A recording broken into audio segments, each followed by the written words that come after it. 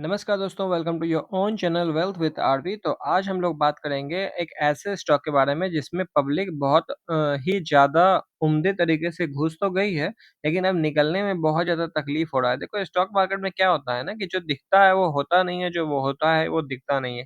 वैसे ये बात एक फ़िल्म का डायलॉग है, लेकिन उसपे हम लोग नहीं जाएँगे। तो लेकिन अगर आप लोगों ने चैनल को सब्सक्राइब नहीं किया है, चैनल को सब्सक्राइब कर दीजिएगा और बेल आइकन प्रेस कर दीजिएगा, और ताकि इस तरह का रेगुलर कंटेंट जो हम लोग एंटरटेनमेंट पर्पज़ के लिए बनाते हैं, वो आप लोग भी ज्ञान प्राप्त करके मनोरंजन ले सकें और एन्जॉय कर सकें स्टॉक मार्केट को। देखो, एन्जॉय करने वाली बात ये है कि देखो, जब स्टॉक गिरता है ना बहुत तेज़ी से, तो किसी का दिवाली और किसी का दिवाला इसलिए होता है, क्योंकि जो लोग शॉर्ट किए हुए हैं, वो लोग तो प्रॉफ़िट बनाएँगे, और जो लोग उसमें लॉन्ग किए हुए हैं और स्टॉक कंटिन्यू गिरे जा रहा है, और वैसे स्टॉक है जिसमें कोई फंडा का सारा मेंटल हो रखा है। जो ये डायलॉग जो है वो राकेश झुनझुनवाला का है कि स्टॉक का जो है बुल मार्केट में सारा फंडा का मेंटल हो रखता है और स्टॉक बहुत तेज़ी से भागता रहता है। वैसा ही ये स्टॉक है जिसका स्टॉक का नाम है आईआरएफसी। आई होप सो कि आप लोगों के पास हर दूसरे-तीसरे किन्हीं लोगों के पास आईआरएफसी जैसा स्टॉक इसलिए होगा। अब आप बोलोगे कि सर, आपको पता कैसे चला कि मेरे पास आईआरएफसी जैसा स्टॉक है? तो ये मैं इसलिए बता रहा हूँ क्योंकि इसमें नंबर ऑफ शेयर होल्डर्स जब आप जाके देखोगे तो यहाँ पे 55 लाख है। 55 लाख, एक तो बहुत कम लोग स्टॉक मार्केट में हैं, ऊपर से जो पब्लिक यहाँ पे घुस चुकी है कोविड के बाद वाली सारी पब्लिक, तो वो ये सब वाले स्टॉक में घुसी पड़ी है, और इन सब स्टॉक में अब हो रहा है भयानक वाला दे पिटाई दे धुलाई। तो दे पिटाई दे धुलाई हो रहा है, तो उसमें इस पोर्टफोलियो का धज्जी उड़ रखा है, और अभी तो खैर मैम कहेंगे क्या कि अभी तो बहुत खून बहना बाकी है, और इसलिए ऐसा बोलेंगे तो क्योंकि स्टॉक का वैल्यूएशन अभी भी जो है बहुत ज़्यादा है। देखो, स्टॉक मार्केट में जब बुल मार्केट चल रहा होता है तो पागलों वाला वैल्यूएशन होता है किसी भी स्टॉक का, और उसका अर्निंग का कोई वैल्यू नहीं रह जाता है, क्योंकि पी बहुत तेज़ी से एक्सपेंड होता है, अगर किसी तरह का जो है मनी सरप्लस चल रहा होता है उस स्टॉक में तो। और वैसा ही एक स्टॉक है आईआरएफसी। देखो, ये स्टॉक हम लोग अपने मेंबर्स को तो कभी नहीं बोले हैं लेने के लिए।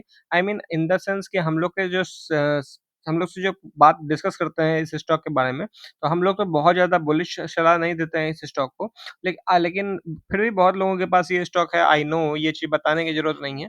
तो उसमें अब लोग तो फँस चुके हैं ऊपर में जाके, ऊपर साइड लेके, तो उस हिसाब से ये स्टॉक को हम लोग आज डिस्कशन करेंगे। Indian railway finance corporation limited, company का नाम तो बहुत लंबा-चौड़ा है, लेकिन इसके वैल्यूएशन के बारे में बात करें तो ये 27-28 के पीई पे यहाँ पे ट्रेड कर रहा है। वहीं रिटर्न ऑन कैपिटल एम्प्लॉयड जो है वो 5.73 है। रिटर्न ऑन इक्विटी जो 13.77 है, हम लोग का जो पैरामीटर है 15% का, उससे भी नीचे ही है रिटर्न ऑन इक्विटी इसका। और रिटर्न ऑन एसेट के बारे में तो क्या ही बोलें, 1.31% है रिटर्न ऑन एसेट। तो इसको तो मेरे अनुसार चाहिए कि अपना पैसा फिक्स्ड डिपॉज़िट कर दे, ताकि return on asset at least 7% 6% का मिल सके। तो उससे भी कुछ अपना अच्छा रिटर्न तो मिल नहीं रहा है, लेकिन स्टॉक जो है वो 27 के पीई पे चला गया है।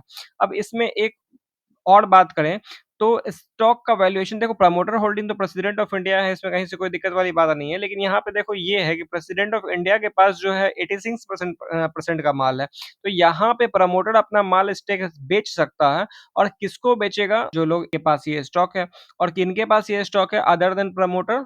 तो पब्लिक के पास ये स्टॉक है। पब्लिक के पास 11% का माल है, और 86% में तो चलो 1 शेयर होल्डर है प्रेसिडेंट ऑफ इंडिया, और 1 शेयर होल्डर को एक घटा दो, एक एफआईआई को घटा दो, एक डीआई को घटा दो, उसके बाद जो 54 1 लाख, चलो 1 लाख शेयर होल्डर को घटा देते हैं, उसके बाद जो 54 लाख शेयर होल्डर है वो कौन है? वो पब्लिक है, तो रिटेलर हैं। तो रिटेलर को यहाँ पे माल पूरी तरह से चिपका दिया गया है एकदम ठूस-ठूस के, बोला है कि ले लो जितना ले सकते हो ले लो, क्योंकि अब तुम्हीं को ये स्टॉक रखना है, क्योंकि हम तो रखेंगे नहीं। अब इसके फंडामेंटल के बारे में बात करें तो रिटर्न ऑन इक्विटी का धज्जी उड़ा हुआ है, 15% भी नहीं है। तो जो स्टॉक में 15% का आरओई भी नहीं है, उस स्टॉक में लोग क्यों इन्वेस्टमेंट करते हैं, ये सोचने वाली बात होती है। और रिटर्न ऑन एसेट भी कंपनी का 1.31 है। चलिए, और डीआईएस होल्डिंग 1% है, और एफआईआई होल्डिंग भी डी 1% है। और ये 1% कौन है, इसका भी अता-पता तो चलने वाला है नहीं। और एसडी हाँ, डीआईआईज़ में एचडीएफसी ट्रस्टी थे, जो कि अपना पैसा बना के मार्च 2023 में निकल चुके हैं, जिस समय ये स्टॉक ऊपर जा रहा था तो। चलिए, अब यहाँ पे हम लोग बात करते हैं कि इस स्टॉक में करें तो करें क्या, बोलें तो बोलें क्या? उसके आगे का लाइन तो आप लोगों को पता ही होगा। तो इस स्टॉक में हम लोग आ जाते हैं टेक्निकल लेवल पे। यहाँ पे हम लोगों ने फिबोनाची यहाँ पे लगा के रखा है, सॉरी वीकली चार्ट पे यहाँ पे लगा के रखे हैं फिबोनाची, क्योंकि इस लेवल से लगाए हैं इसलिए क्योंकि यहाँ से ही एक ब्रेकआउट हुआ था जो कि ऑल टाइम ब्रेकआउट था। और विश्वास नहीं करिएगा कि हम लोग जो है इस स्टॉक में जो है 77 के आसपास जो हम लोग निकल गए थे, क्योंकि 77 पे इस स्टॉक का इतना ज़्यादा वैल्यूएशन हो गया था कि उसके बाद हम लोग क्या ही बोले, उसके बाद तो मेरे दिमाग से तो ऊपर चला गया था ये स्टॉक। लेकिन फिर भी जो है स्टॉक 70 जो लोग 77 पे लिए होंगे, मे बी वो 200 पे बेचे होंगे। इट मे बी पॉसिबल, लेकिन ऐसा होता नहीं है। लोग ज़्यादा के रिटर्न में जो है फंडामेंटल कुछ देखते नहीं है और स्टॉक फाइनली वो स्टॉक फँस जाते हैं, और ऐसा ही जनरली होता है। वन डे का जब चार्ट इसमें लगा रहे हैं तो हम लोग देख पा रहे हैं कि वन डे में 200 डे मूविंग एवरेज के नीचे क्लोजिंग यहाँ पे दे चुका है। तो 200 दिन के मूविंग एवरेज के नीचे क्लोजिंग हो चुका है, इसका मतलब बताने का जरूरत नहीं है कि ये लॉन्ग टर्म के लिए ये स्टॉक अब बेयरिश हो गया है। तो ये स्टॉक जब तक 160 के 155 के ऊपर क्लोज नहीं दे देता एट लीस्ट, तो इस स्टॉक में ऊपर जाने का तो कोई संभावना मुझे यहाँ पे दिख नहीं रहा है, कम से कम लॉन्ग टर्म के लिए। तो लॉन्ग टर्म के लिए किसी स्टॉक कोई स्टॉक अगर इसको देखना चाह रहे हैं कि नहीं मैं आईआरएफ से नहीं लिया था और अब लेना चाहता हूँ, तो ये स्टॉक एटलीस्ट भैया 155 के आसपास आप रुक जाना। 155 के ऊपर अगर 2 दिन का कोई ग्रीन कैंडल बन जाता है, तो फिर आप लोग अपने फाइनेंशियल एडवाइज़र से सलाह लेके जो है, ये स्टॉक आप लोग देख सकते हैं। वैसे हम लोगों का प्राइवेट व्हाट्सएप ग्रुप है जिसका डिस्क्रिप्शन में दिया हुआ है लिंक, वहाँ से आप लोग जॉइन कर सकते हो और वहाँ पे भी आप लोग डिस्कस कर सकते हो किसी स्टॉक को लेके। अगर किसी स्टॉक में कन्फ्यूज़न होता है उसके वैल्यूएशन को लेके, या लेना चाहिए या नहीं लेना चाहिए या फिर जो भी है, तो सारे मेंबर्स लोग वहाँ पे हैं। तो सब लोग अपना-अपना व्यू देते हैं, तो उस हिसाब से एक ब्रॉडर व्यू मिलता है कि इस स्टॉक में कैसे क्या कर सकते हैं। चलिए, तो ये स्टॉक लॉन्ग टर्म के तो यहाँ से बेयरिश है, कह सकते हैं टाटा फिश है। और ये स्टॉक का सपोर्ट के बारे में बात करें, क्योंकि अब तो इसमें सपोर्ट के बारे में ही बात होगा कि अब फँस गए हैं तो अब क्या करें, कहाँ तक जाएगा, कहाँ तक नहीं जाएगा, तो किस लेवल पे सपोर्ट निकल के आता है। तो 132 का जो लेवल है, 132-33 का जो लेवल है, यहाँ पे एक प्राइमरीली सपोर्ट दिख रहा है। यहाँ पे एक सपोर्ट दिख रहा है, तो यहाँ से अगर ये स्टॉक अगर थोड़ा-सा भी बाउंस होता है, तो इसमें एग्ज़िट ऑन राइज़ ही रखा जाएगा। ऐसा हम लोग का मानना है कि इस स्टॉक में एग्ज़िट ऑन राइज़ रखना चाहिए। अगर कोई स्टॉक में बहुत ज़्यादा बुलिश है, तो डेफ़िनेटली वो अपने हिसाब से वो स्टॉक को देख सकते हैं, कहीं से कोई दो राय नहीं है। मेरे कहने पे चलना नहीं है, क्योंकि I have right to be wrong. और उसके बाद 132 का लेवल अगर टूटता है, तो यहाँ पे 110 का लेवल सीधा नज़र आएगा, और 110 का भी लेवल टूटता है, तो 77-80 का लेवल नज़र आएगा। अब आप बोलोगे कि इतना नीचे क्यों जा रहे हैं सर? तो डेफ़िनेटली यहाँ पे हम लोग आएँगे, इतना नीचे क्यों जा रहे हैं?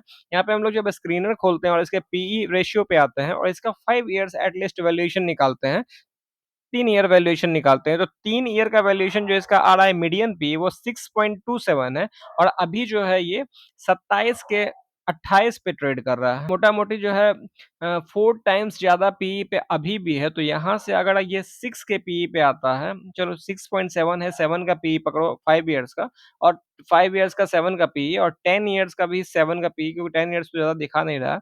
तो 7 का पीई इसका ऐसा समझ सकते हैं कि रीज़नेबल पीई है as per valuation is concerned, ठीक है? पिछले 5 साल का एवरेज पीई अगर बात करें तो 7 है, और स्टॉक का प्राइस अभी चल रहा है, कितना चल रहा है, 138 चल रहा है, और इसका ईपीएस जो है वो 5 का है। तो 5 का ईपीएस है इसका, और उसके बाद स्टॉक का प्राइस चल रहा है 138, तो 5 का ईपीएस है, और हम लोग एक्सपेक्ट कर रहे हैं कि इसका जो है एवरेज पीई पे अगर ये आ जाता है ये स्टॉक गलती से, जो कि मुझे ऐसा लगता है कि आ ही जाएगा, तो 7 के पीई पे अगर ये आ जाता है, तो 7 का पीई हो गया और 5 का, तो मोटा-मोटी 7 पचे 35, ओहो हो! तो बहुत ज़्यादा जो है ₹100 ₹138 का स्टॉक है, मुझे तो ये ₹35 का स्टॉक नज़र आ रहा है।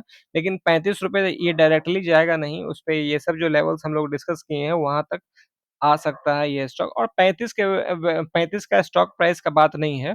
यहाँ पे देखो क्या है ना कि यहाँ पे देखने वाली बात ये है कि इसका पी 28 है, और नॉर्मली 28 मल्टीप्लाई बाय अगर आप ईपीएस कर दो, तो ₹140 जो इसका करंट मार्केट प्राइस के आस-पास है, वो अपने को निकल जा रहा है, ठीक है? इसमें कोई दिक्कत वाली बात नहीं। देखो इस तरह से ईपीएस इंटू प पीई नहीं करते हैं, क्योंकि ये पीई जो है वो एक आउटकम है, ठीक है? लेकिन फिर भी मोटा-मोटी पकड़ के चल रहे हैं, एक बैक ऑफ द माइंड देखने के लिए, एक एनालिसिस करने के लिए, एक मैथ कैलकुलेशन के लिए कि अगर ये वापस अगर अपने 7 के पीई पे आता है तो इसका प्राइस क्या होगा? तो तो 7 के पीई पे इसका अगर ये आ जाता है तो डेफ़िनेटली इसका प्राइस ₹35 ही रह जाएगा। अगर 14 के पीई पे रहता है, उससे भी डबल रहता है, तो 14 पचे 70 के आस-पास जो है यहाँ पे तो आ ही जाएगा।